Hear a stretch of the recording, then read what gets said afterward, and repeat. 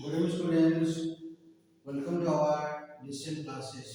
आज हम क्लास 10 का हाइट एंड डिस्टेंस के बारे में कुछ क्वेश्चन डिस्कशन करेंगे, that is applications of the trigonometry. इसमें पहले आइडेंटिटीज में हम जानते थे कि tan theta equal to opposite side by adjacent side. जो एंगल दिया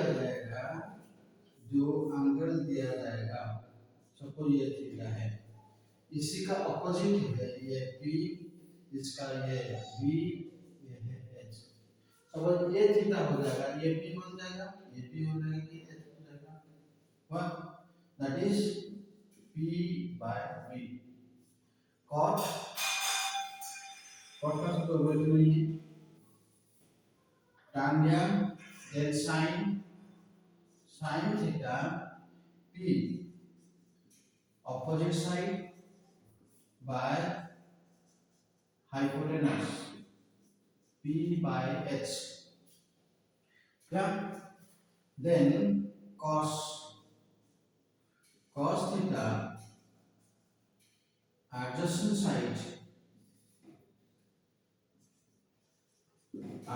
side by opposite side, that is b by h।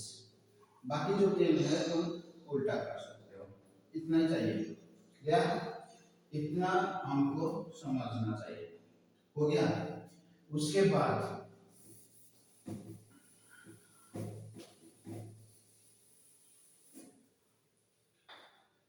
अभी एप्लीकेशन ऑफ ज्योमेट्री जो आप डिस्कस करेंगे। करने से पहले देखो, सपोज ये ग्राउंड है, यहाँ पर एक एरोप्लेन जा रहा है, यहाँ पर एक ऑब्जर्वर है, इसी को देख रहा है, मतलब कि उसका पोजीशन इधर है, तो क्या है ऐसे देख रहा है कि नहीं, मतलब aeroplane is above the I line. इसलिए इसको कहते हैं एलिवेशन ऑफ ऑब्जेक्ट।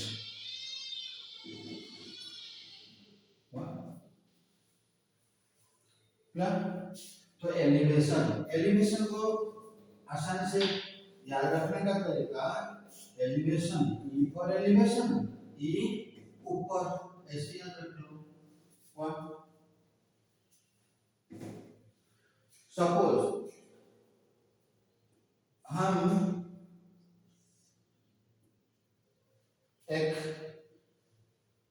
बिल्डिंग के ऊपर है, छत के ऊपर है, हम यहाँ पर देखते हैं एरोप्लेन या काइट, कुछ भी हो, तो यहां से वो देख रहा है। क्या हमेशा याद रखना, ग्राउंड के ऊपर है तो ग्राउंड से भी जाएगा, ग्राउंड के ऊपर नहीं है तो पहले ग्राउंड के साथ एक लाइन पैरेलल ड्रॉ करेंगे।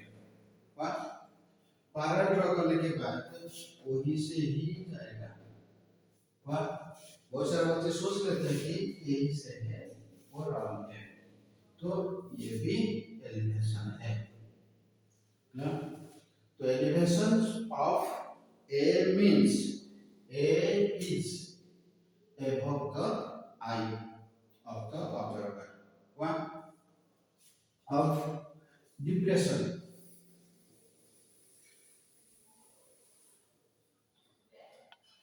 suppose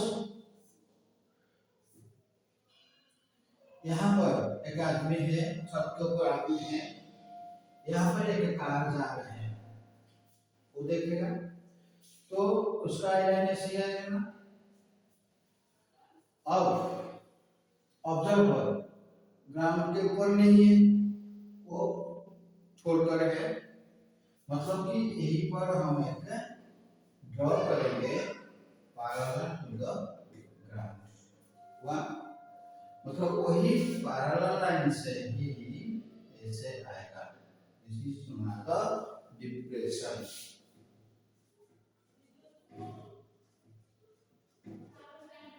तो डी फॉर डिप्रेशन एंड इसको याद रखने का तरीका डाउन याद कर दो।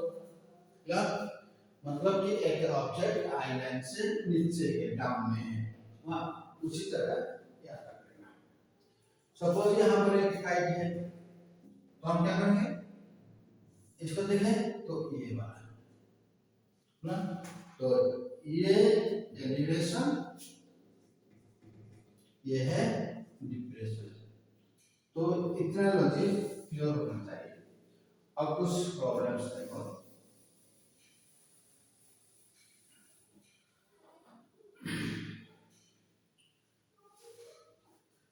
A tower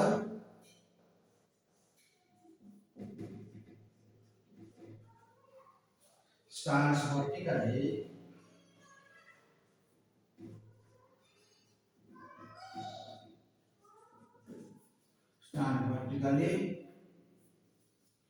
on the ground, on the ground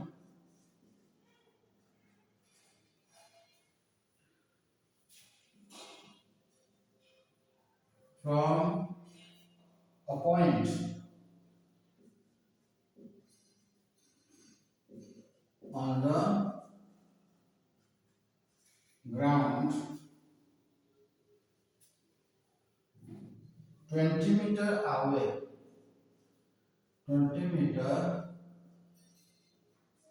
away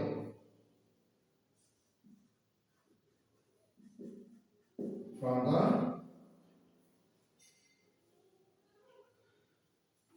foot of the tower.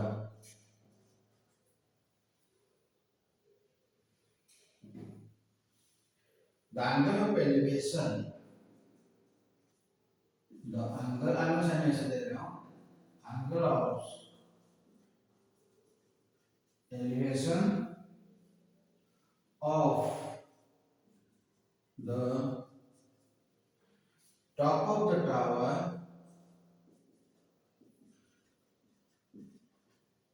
tower is 60 degree. What is the height of the tower?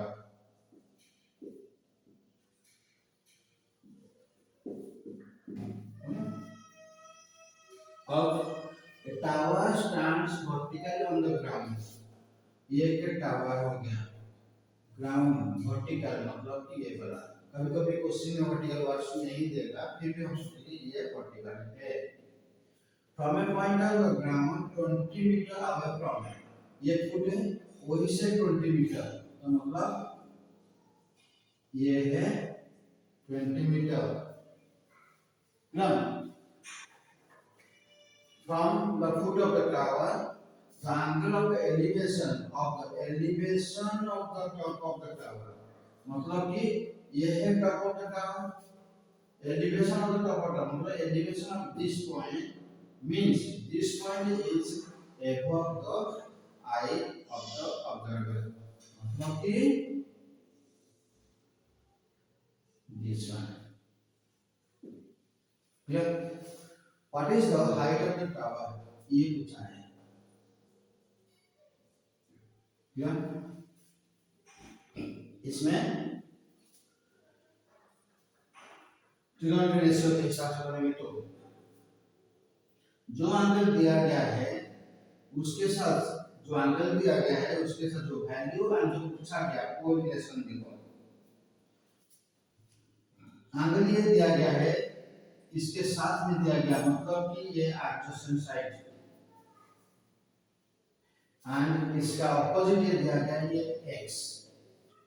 तो ऑपोजिट मतलब p एडजेसेंट है b, pb कहां पर है, pb is in trigonometry ratio tan या cot भी डाल सकते हैं तुम।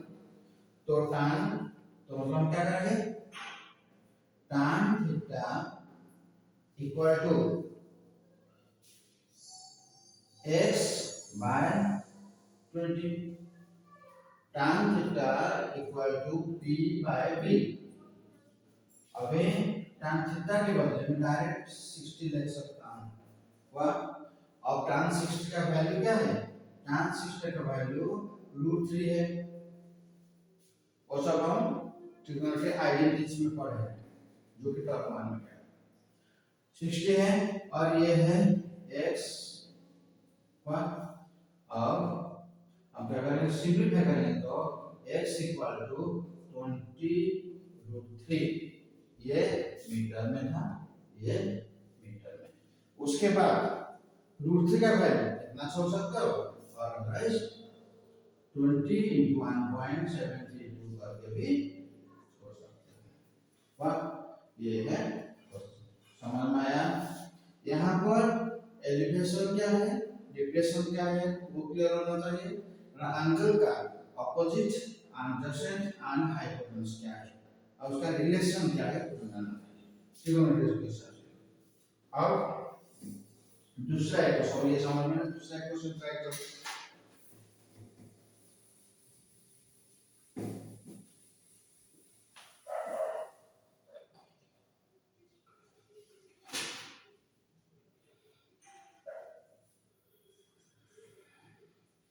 An electric pole is 10 meter high.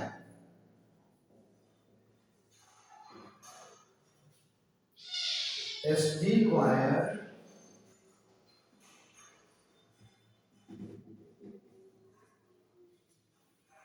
tied to top of the pole is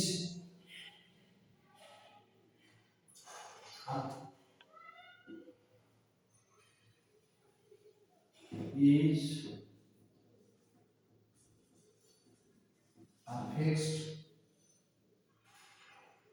at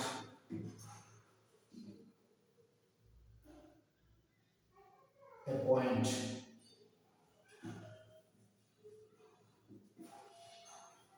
on the ground.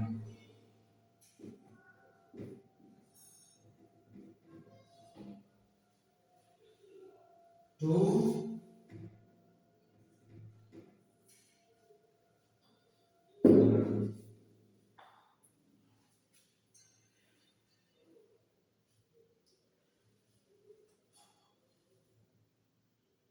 if the wire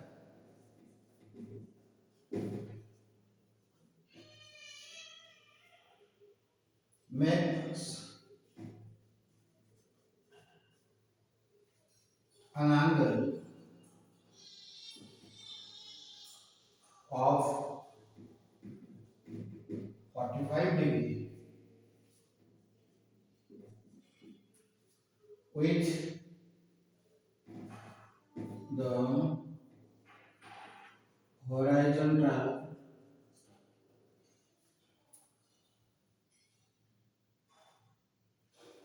to the foot of the pole.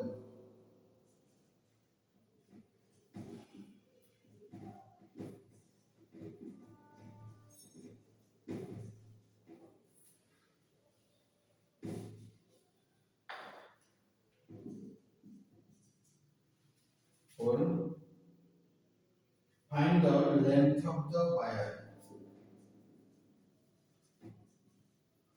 Find the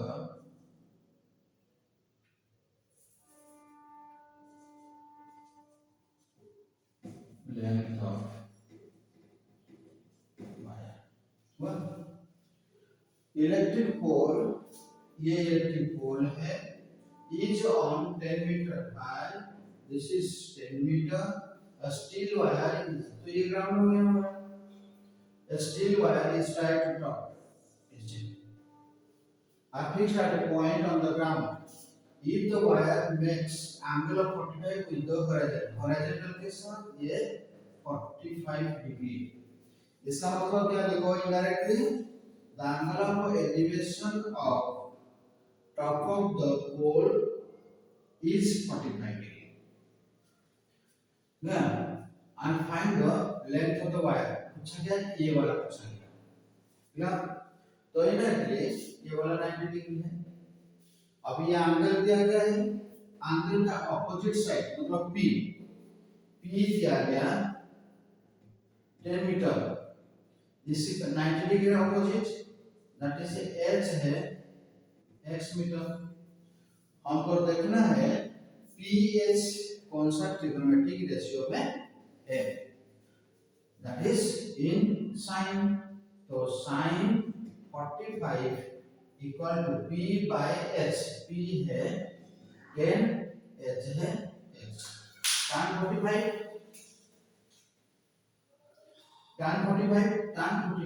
is 1 by root 2,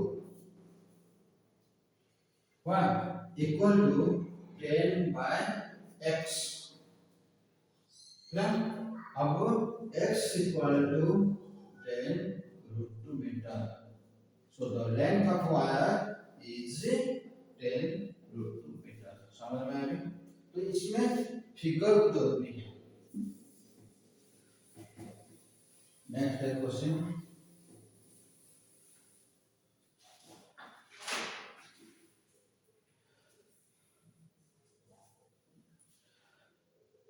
a vertical tower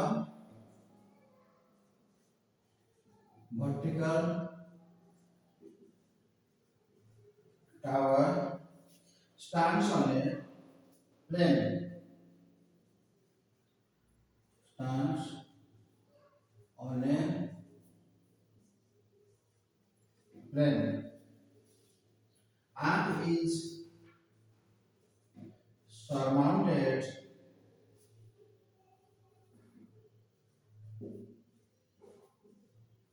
and is surmounted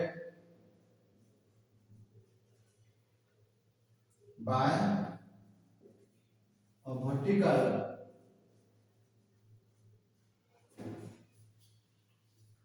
flux tower,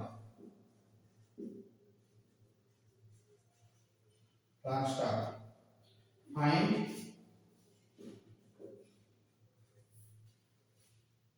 at a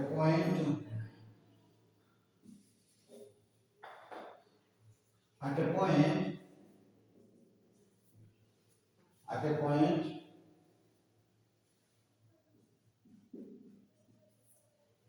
on the plane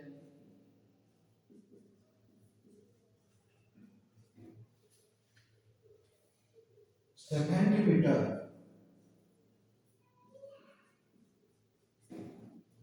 away from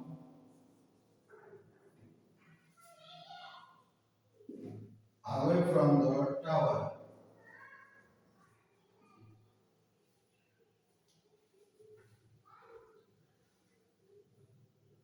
The angle of elevation of the top and the bottom of the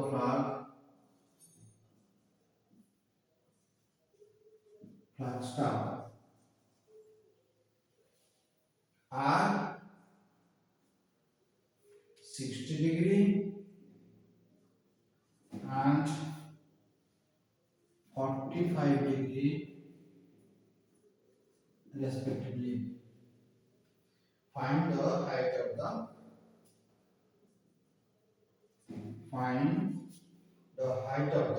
flag star.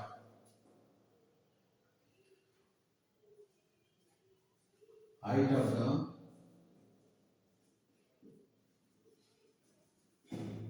flag star. What?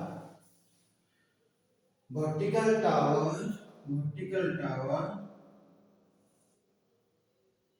stands on a plane Aditya Sharma Renu तो उसके ऊपर suppose ये वाला है Flagstaff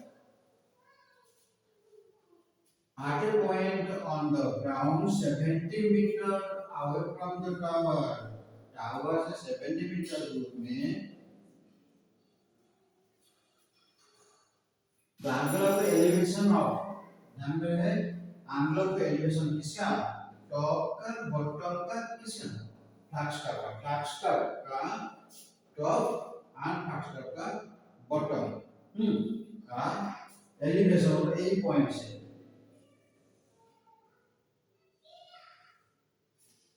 what 60 and 45 60 and ये 45 क्या हमको पूछा गया फाइंड द इतना वो इससे पहले जो दो क्वेश्चन बताया वो सिंपल फॉर्म में था ये कॉम्प्लेक्स फॉर्म में है कॉम्प्लेक्स फॉर्म सारा तो तुम त्रिकोणमिति रेशियो में कर सकते हो तो ये हमारा एक तरीका होता है तो रेशियो को क्वेश्चन तरीका में जो कि एमसीक्यू क्वेश्चन में फायदा होगा क्योंकि उसमें बहुत टाइम से हो जाएगा और इतना मेहनत करना पड़ेगा तो पहले देखो ये इसमें खाली तुम याद रखना है कैसे करना है देखो यह एंगल दिया गया 60 का तो tan 60 ये वाला लेना पीवी हमको तो ये पूछा ही नहीं तो इसके बारे में सोचा ये पूछा भी नहीं वो बाद में करना हमेशा ये दोनों का लेग ऑफ 90 डिग्री का सोचना ये है 60 का अपोजिट p है ये है b है pb का tan है तो tan 60 क्या है tan 60 let it be this is a b c d तो tan 60 that is √3 वाह यहाँ पे देखो tan 60 इक्वल टू क्या है SC बाय CD वाह इतना लिखना जरूरी है मैं समझा रहा हूँ कि ये ले लेता हूँ तो tan 60 के बदले तुम लिखो √3 वाह ये शब्द दिमाग का काम है लिखना की जरूरत नहीं है तो √3 इक्वल टू देख लेंगे दिस बाय दिस तो देखो √3 में से वाला मान लेंगे रेशियो प्रोपोर्शन का मेथड को समझाया फिर मैं ट्रिग्नोमेट्री रेशियो को समझाता हूं इसमें इसी सीधा में ये वाला आया है इसी सीधा में ये वाला आया है मतलब SC √3 part CD 1 part SC √3 part CD 1 part समझ में आया again I am repeating 60 degree मैंने लिया कुछ कोई भी एंगल ले तो कर सकते थे तो 16 ये एंगल मतलब इसी बड़ा ट्रायंगल बना है इसका अपोजिट ये इसका एडजेसेंट ये वाला है दिमाग में रखना है कि tan मतलब कि t by v तो tan 60 मतलब √3 हो गया √3 इक्वल टू SC SCD तो SC CD रेशियो के हिसाब से आया ना ये √3 तो √3 by 1 तो SC है √3 पार्ट CD है 1 पार्ट तो इसलिए मैंने ये वाला √3 एंड 1 दिमाग में रखना कि √3 is not the length of this 1 is not 1 meter is not the length of this ये जो रेशियो मैंने लिया उसी रेशियो में ये √3 पार्ट है ये 1 पार्ट है इसीलिए यहाँ पर मैं 70 यूनिट लिखा यहाँ पर मैंने यूनिट कुछ नहीं लिखा वाह अब तो इसी ट्रायंगल में क्या अब इसी ट्रायंगल में देखो 45 एंगल में 45 एंगल में tan 45 मतलब p by v tan 45 मतलब क्या था 1 होता है ना तो 1 equal to this by this तो क्रॉस मल्टीप्लाई कर देंगे दिस इक्वल टू 45 और डायरेक्ट ये इक्वल ये भी नहीं तो डायरेक्ट ये वाला 1 ले लिया है तो ये वाला भी 1 है इतना समझ में आया क्लियर रेशियो में समझा रहा हूं थोड़ा समझने के लिए पहले थोड़ा डिफिकल्ट लगेगा, लेकिन कॉन्सेप्ट एक बार माइंड में घुस गया तो बहुत आसानी है चीज। √3 गया, ये 1 है, इसको ये वाला मिल गया। अब हमेशा याद रखना रेशियो, देखो एक्चुअल लॉजिक क्या है रेशियो का क्वेश्चन का, value x, value x by part of ratio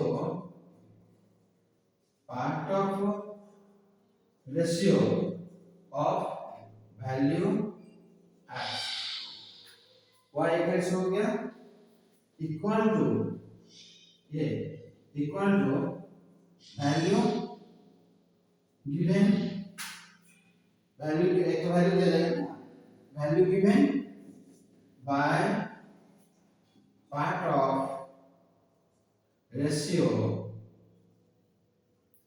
of value given. खाली इतना ही कॉन्सेप्ट याद रखना।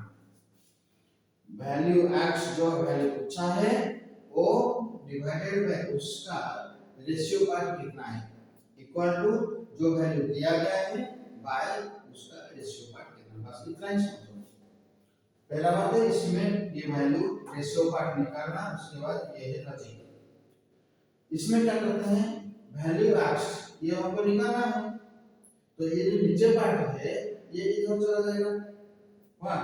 तो हमेशा ये सारा लिखना जरूरत नहीं है, लिखना कि value x equal to value given by given का पार्ट रेशियो इनटू ये दूसरा है ना, इनटू क्वेश्चन जो आस्क पूछा गया वैल्यू x का पार्ट रेशियो, उतना ही लिखना। तो देखो इधर लिखो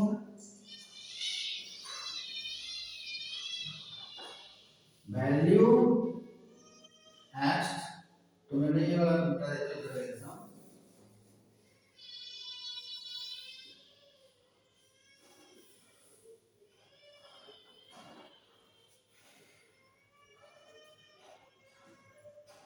value x equal to value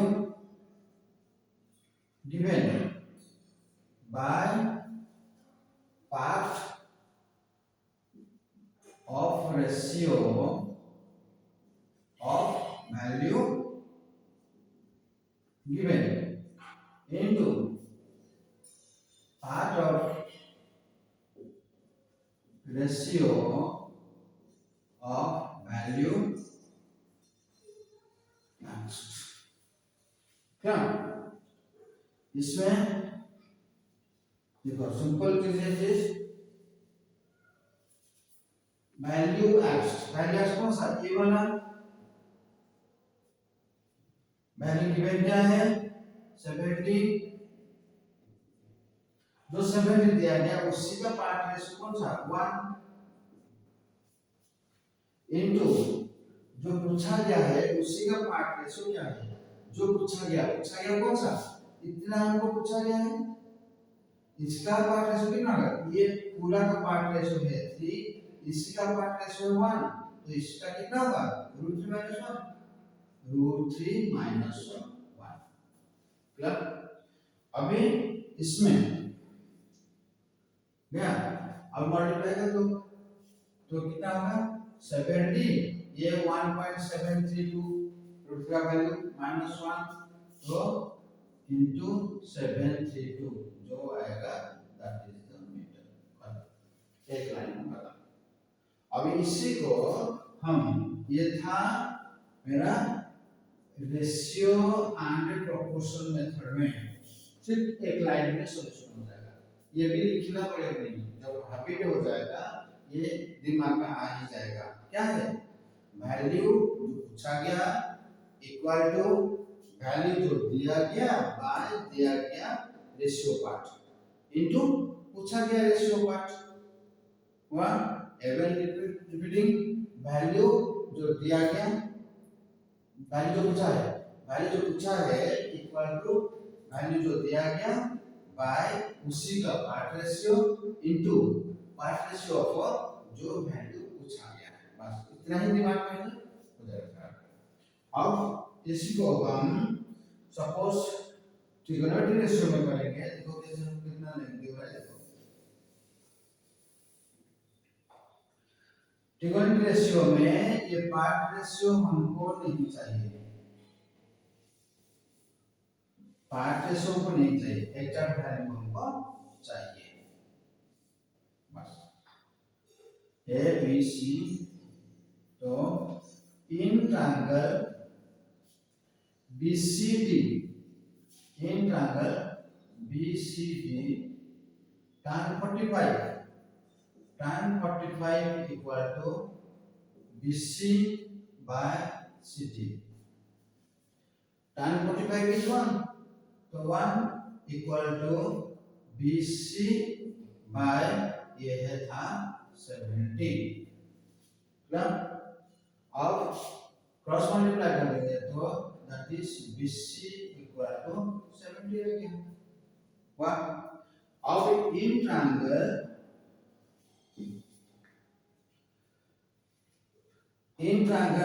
SCD, in triangle SCD,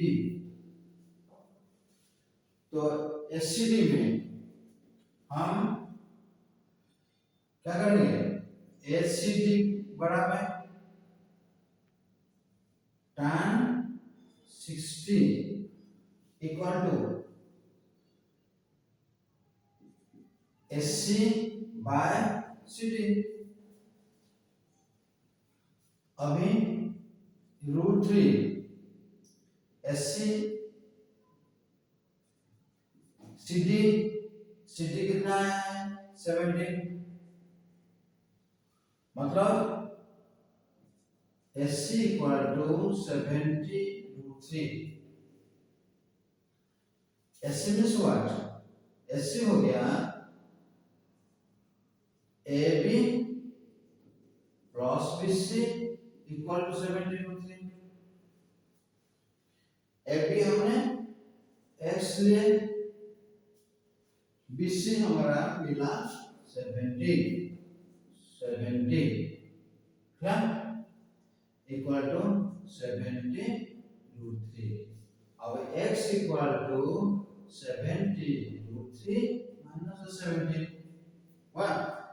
अब ये आया 70 कॉमन, √3 माइनस 1, अभी 70 into 0.732 तो बैठ गया। इतना करने के बाद ही आएगा, जो कि 1 मार्क्स के लिए तो ये सुटेबल है, क्योंकि हमारा से टाइम चला जाएगा। वाह। इसीलिए 2-3 मार्क्स का होगा तो सीबीएसई में पहला जो 10 तो क्वेश्चन आता ही है तुम्हारा सब क्वेश्चन, उसका लॉन्ग क्वेश्चन आएगा। तो अभी ये फॉर्मेट में बता रहा हूँ, जो 1 मार्क्स क्वेश्चन आएगा तो ट्राई करना रेशियो क्वेश्चन का, और ये ट्रिगोनोमेट्री रेशियो का लॉन्ग क्वेश्चन के लिए एमसीक्यू वाला करेंगे तो टाइम। दूसरा का सो ये समझ में नहीं आया, और एक क्वेश्चन ट्राई करते हैं।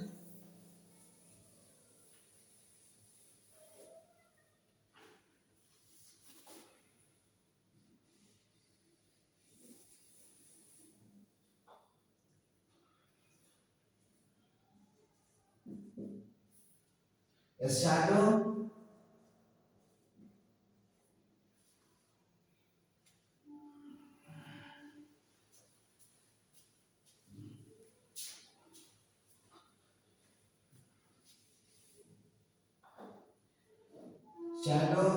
of a tower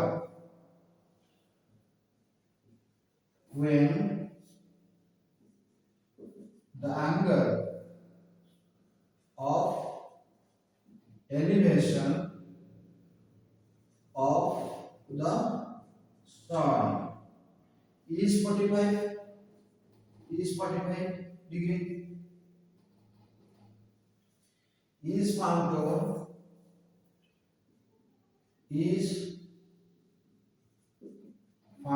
to be 10 meter longer than when was 60 degree. Find height of the tower.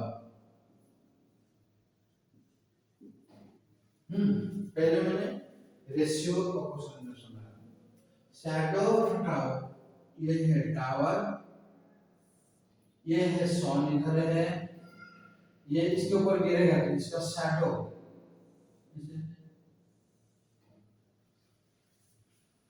तो shadow of a tower when angle of elevation of sun का एलिवेशन मतलब कि ऑब्जेक्ट का व्यू पॉइंट से ऊपर है 45 degree and is found to be 10 meter longer when it was 60.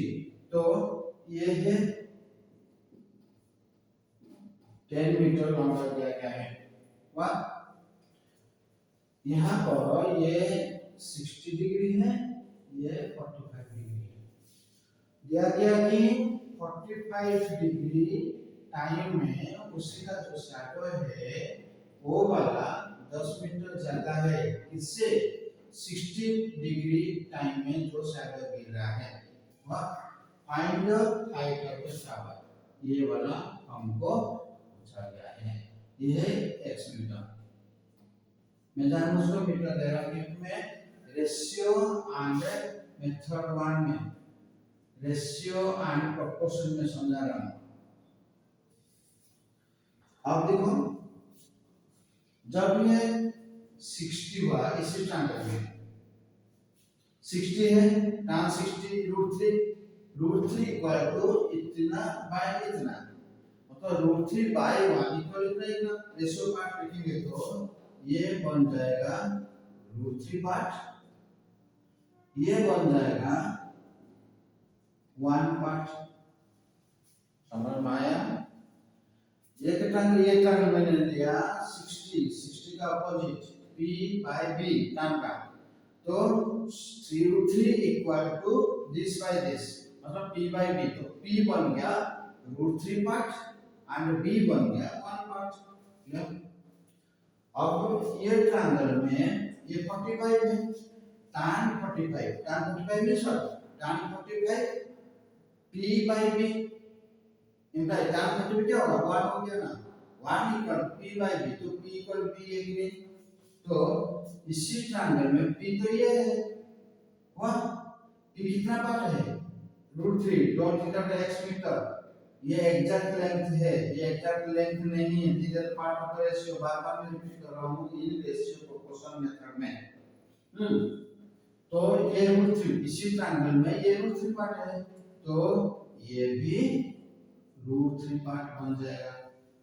Clear? समझ में आया हमें? 60 degree tan 60 √3 means p by b, √3 means p √3 by 1, तो p है √3 b है 1, उसके हिसाब से ये पार्ट मैंने लिख दिया। अब इसी ट्रायंगल में tan 45 को p by b, 45 means 1 p by b, तो p हो गया 1 पार्ट, p जितना पार्ट होगा p इक्वल टू b हो गया ना, तो p पहले से हम निकाल चुके हैं कि ये √3 पार्ट, तो यहाँ पर कितना पार्ट होगा ताकि दोनों बराबर होगा, √3 है तो ये भी √3 है, हो गया। अब क्वेश्चन मेरा क्या था, वैल्यू आस्क्ड, वैल्यू आस्क्ड क्या था, x equal to value given कौन सा 10, ध्यान में देखो value asked equal to value given 10 metre, these are not exact value, repeating again, ये वाला exact value, these are the part of the ratio, तो ये पार्ट ऑफ रेशियो में ले, और ये तो value given 10 metre divided by जो वैल्यू दिया गया उसी का पार्ट क्या है, रेशियो पार्ट क्या है, यहां से यहां तक √3 है, यहां से यहां तक 1 है, तो यहां से यहां तक कितना होगा √3 - 1, तो ये है √3 - 1, तो value asked equal to value given, that is 10 meter, divided by given value का ratio part, given value का ratio part है root 3 minus 1 into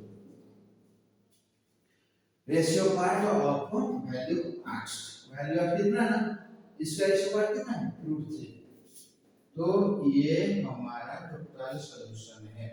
तो इसमें हम करेंगे तो देखो ये है 10 root 3 minus 1 into root 3 plus 1 कर सकते हैं. यहाँ पर रूट 3 प्लस 1 मैंने ऊपर नीचे मल्टीप्लाई कर दिया. करने से क्या होगा ये हो गया 10 root 3 into root 3 plus 1 divided by ये a square minus b square root 3 का स्क्वायर 3 है माइनस 1 तो 2 आएगा कि नहीं 2 आ जाएगा. तो 2 आने से 2 कैंसिल हो जाना चाहिए. ये हो जाएगा 5. तो 5 रूट 3 ये हो जाएगा 1.732 प्लस 1 तो 2.732. फिर ये मल्टीप्लाई कर देंगे. तो देखो एक लाइन में सॉल्यूशन हुआ. तो ये प्रीवियस क्वेश्चन जैसे मैं डिटेल किया था उसी डिटेल में ट्राई करना. कैसे होगा ये वाला पहले कुछ भी टर्म ले सकते हैं. ये वाला पूछा गया तो हमको रेशियो पार्ट को हटाना है. तो इन ट्रायंगल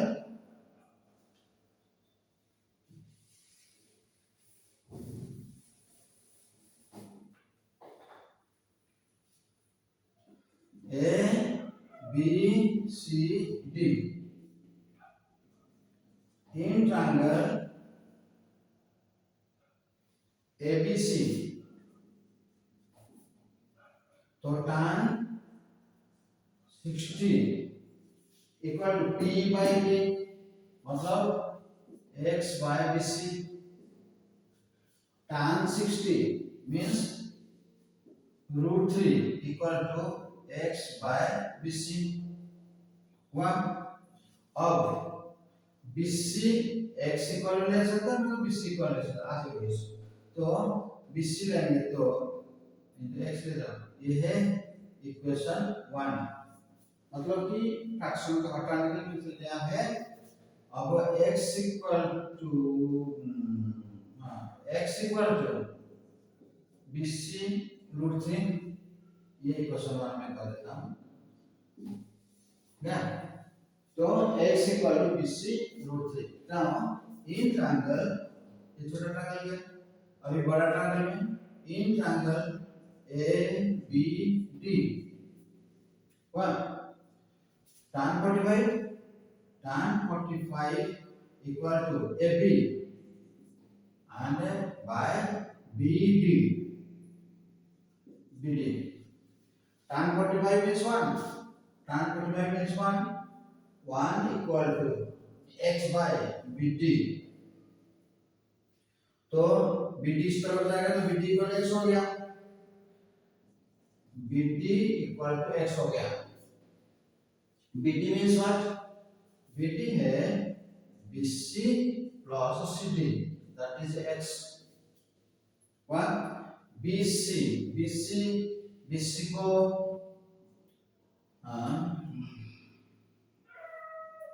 ठीक है यहाँ पर हम काम कर लेते हैं. CD तो 10 कर सकते हैं हम. CD को 10 कर सकते हैं.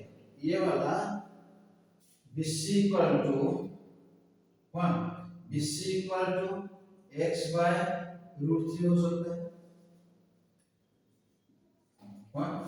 तो BC के बदले मैंने x by रूट 3 डाल दिया इक्वल टू x. अभी x को एक तरफ करेंगे. एक तरफ से करने से क्या होगा ये है x minus x by root 3 equal to 10. ये वाला इधर चला गया. अब एलसीएम लेंगे तो एलसीएम में x कॉमन चला जाएगा. रह जाएगा रूट 3 माइनस 1 ये बाय रूट 3. ये रूट 3 जो चला जाएगा इसी तरफ 10 रूट 3 हो जाएगा. अब x इक्वल टू वन 10√3 ये वाला √3 -1 क्वेश्चन में हमारा ऐसे आया था कि फिर √3 हटा लो रैशनल डिनोमिनेटर इतना करने के बाद ये हमारा आंसर आएगा। और दोनों में तो प्रैक्टिस करो, लेकिन 2-3 मार्क्स के लिए ये वाला तो करना ही पड़ेगा क्योंकि तुम्हारा सिलेबस है application, this is application of trigonometry ratio. लेकिन एमसी क्वेश्चन के लिए जैसे टाइम सेव करके इसलिए मैं तुमको रेशियो को क्वेश्चन में समझा दिया। वन तो ये वीडियो आपको अच्छा लगा है तो जरूर लाइक एंड सब्सक्रिप्शन करना और अपने दोस्त के साथ भी शेयर करना। नेक्स्ट और कुछ क्वेश्चंस इसके ऊपर डिस्कस